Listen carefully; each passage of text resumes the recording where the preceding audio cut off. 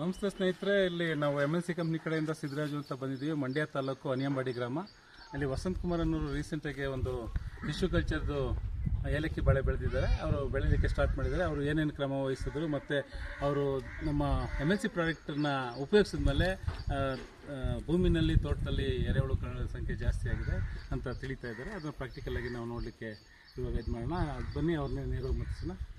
ಕುಮಾರ್, ನೀವು ಯಾವಾಗ ಪ್ಲಾಂಟೇಶನ್ ಮಾಡಿದ್ರಿ, ಹೇಗೆ ಏನು ಬಿಗಿನಿಂಗ್ ಇದೆ, ಯಾವ ಟೈಪ್ ಮಾಡಿದ್ರಿ ಸ್ವಲ್ಪ ಹೇಳಿ ಸರ್. ಫಸ್ಟು ತಂದು ಈಗ ನಾನು 25 ದಿನ ಆಗಿದೆ ಗಿಡ ನೆಟ್ಟಿ ಭೂಮಿಗೆ. ಓಕೆ. ಭೂಮಿಗೆ 25 ದಿನ ಆದಮೇಲೆ ಒಂದು ಸಲ ದರ್ತಿ ಪ್ಲೇಸ್ ಕೊಟ್ಟಿದ್ದೀವಿ, ಒಂದು ಸಲ ಬೂಸ್ಟ್ 1 ಬೂಸ್ಟ್ 3 ಪಿಕಪ್ ಕೊಟ್ಟಿದ್ದೀನಿ.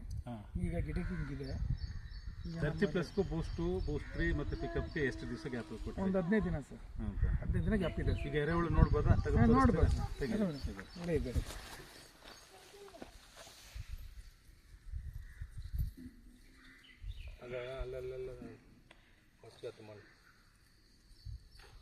ನೀರು ಬಿಸಿಲು ಹೊಟ್ಬಿಟ್ಟು ಸಾಯಿಲು ಹೊಟ್ಬಿಟ್ಟು ಅದು ಅವ್ರ ತೋಟ. ಇಲ್ಲ ಸರ್, ಮೊದಲು ಇಲ್ಲಿ ಎರೆಹುಳುಗಳೇ ಇರ್ತಿರ್ಲಿಲ್ಲ. ಬಟ್ ಈಗ ಗುಳಿ ಹತ್ರ ಹಿಂಗೆ ತೆಗೆದ್ರೆ ಸಾಕು. ಗುಳಿ ನೋಡಿ ಆಯ್ತು, ನೋಡಿ ಸರ್. ಎರಡು ಒಂದನೇ ಇದು ಮಾಡ್ತೀರಿ. ಇಲ್ಲ ಕಂಟಿನ್ಯೂಸ್ ಕೊಡ್ಬೋದು ಆಮೇಲೆ.